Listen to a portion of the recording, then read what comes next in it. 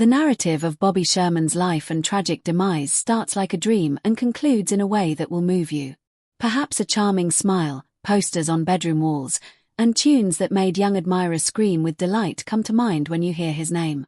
However, if you watch this film through to the very end, you will see that there was a man behind the brilliant stage lights who gave up his celebrity to help others, and had to deal with a difficult last chapter that is still difficult to understand.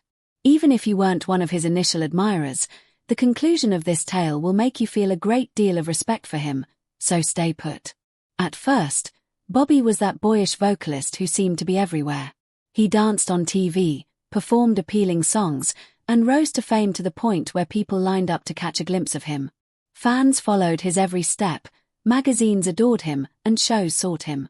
It appeared flawless to the outer world. A talented, charming, and successful young man.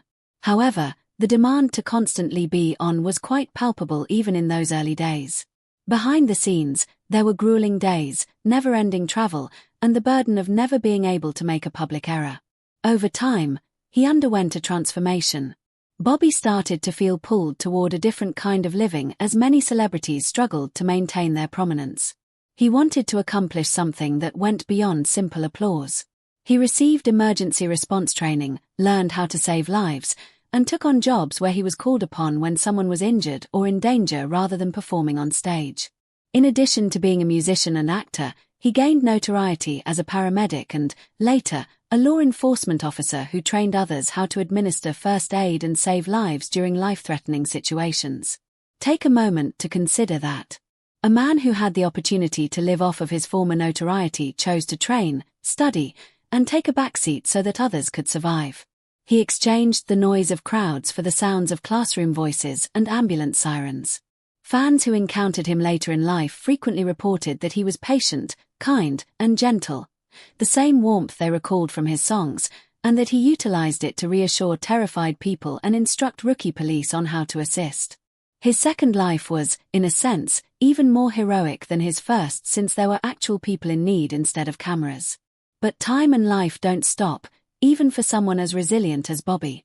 As he grew older, the years of labor, stress, and a modest lifestyle began to wear him down. He retreated from the spotlight, spent more time with his family, and concentrated on small acts of kindness, such as assisting kids through a foundation that funded music and education outside of his own nation. He became a fond memory for many fans, a tune they occasionally heard in their heads, a face they recognized from previous performances.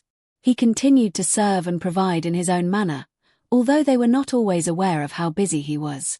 The most difficult phase of his story then began. The word got out that Bobby was seriously ill. He was battling a severe form of cancer that gradually weakens the body despite the spirit's desire to remain resilient. His family reported that he was at home, that his body was exhausted, and that he desired to live out the rest of his days in peace and with affection. This was devastating news for those who still remembered the young vocalist with beautiful eyes. It was difficult to believe that the man who used to dance across the stage was now having trouble getting around his own home. You now know that